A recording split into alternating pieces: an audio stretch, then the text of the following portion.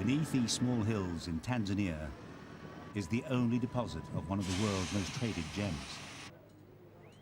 Hordes have swarmed into the Mererani Hills to mine Tanzanite, which was only discovered here 30 years ago. Things have changed little since a recent disaster here. The pit openings are now covered. In 1998, 100 miners were killed when floodwaters gushed into open shafts.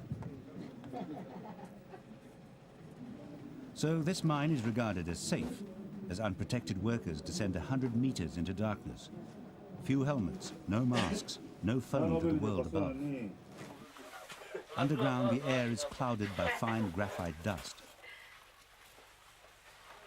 Many get skin and lung disease, but they think that Tanzanite is worth it.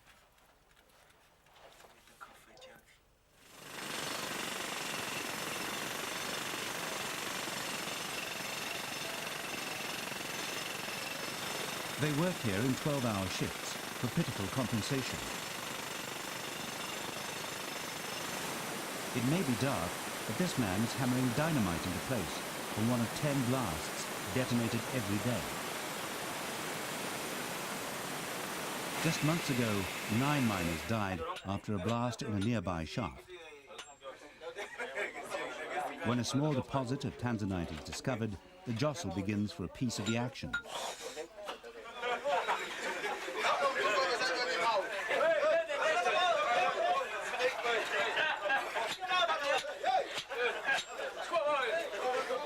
At the end of a 12-hour shift, the miners emerge, covered in graphite dust. They're known locally as the Mwana Apollo, the men from Apollo, because the bright dust makes them look like they've been walking on the moon. There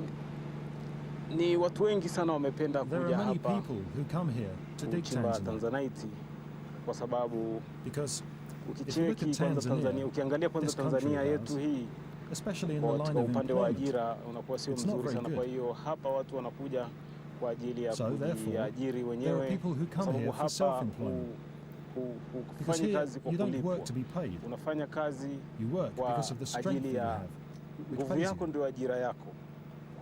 So you're supposed to work very hard so that you can get what you want. Because when you do work very hard, you get somewhere. This isn't paid work. In return for manually extracting Tanzanite from the ground, these workers get to keep a fraction of any deposit they find.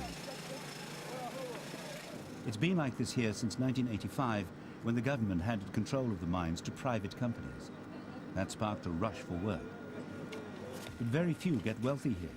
Even with such fevered activity, finds are generally paltry. Every speck of rock is worth examining.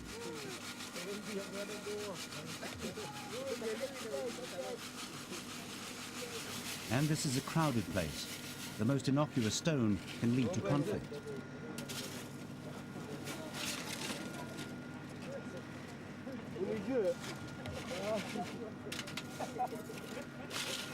The last time I got stones, it was 3 months ago, and I built a house, and I managed to travel. Tanzanite is related to other fairly common stones, but when heated, it turns deep blue.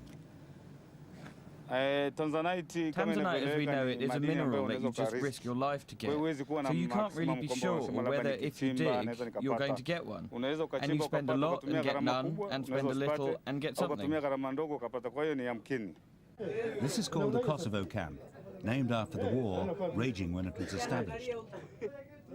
It's where miners rest between shifts, and where they get to eat their daily ration of ugali, a mixture of maize and red beans. It's a staple food in Eastern Africa. On the outskirts of the mining camp, a set of trading kiosks has become a small town. It's here the gems are first traded.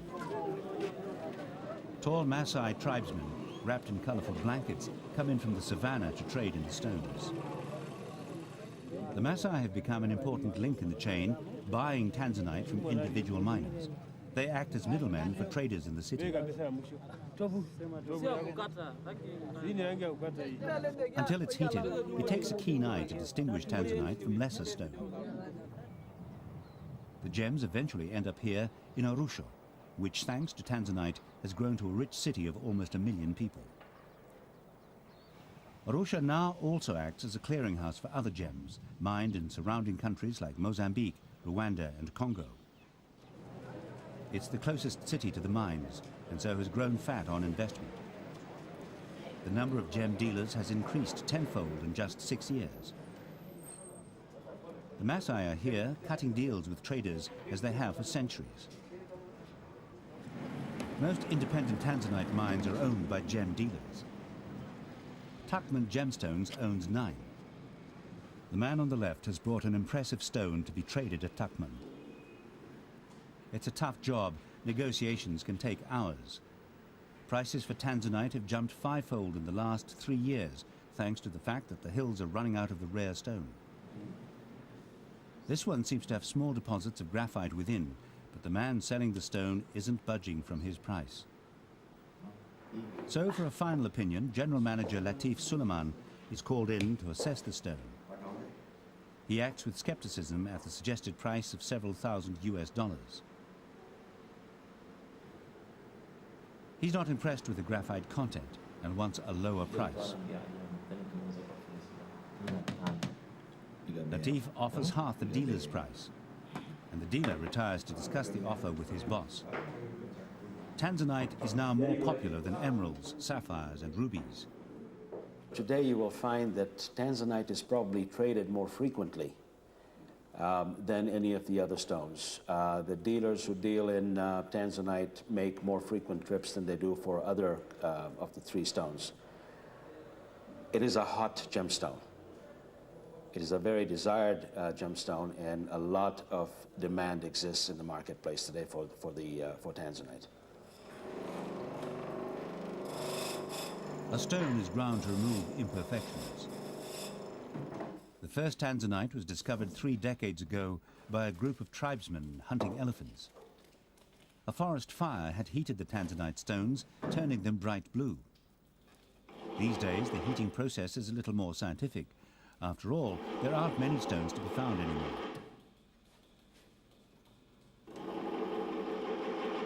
The temperature is raised to more than 600 degrees.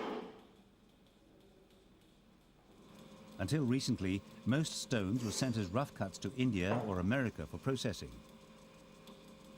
Now, Arusha dealers are setting up a new system to benefit themselves from the markup given to cut gems. Tanzanite may not be as hard or as valuable as the so-called Big 3 colored stones, but it's so popular, 3/4 of gem dealers around the world now trade in it.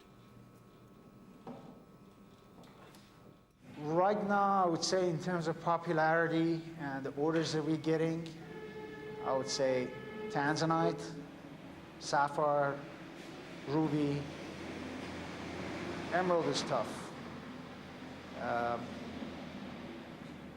I would put another stone after rubies at the moment, and then emeralds.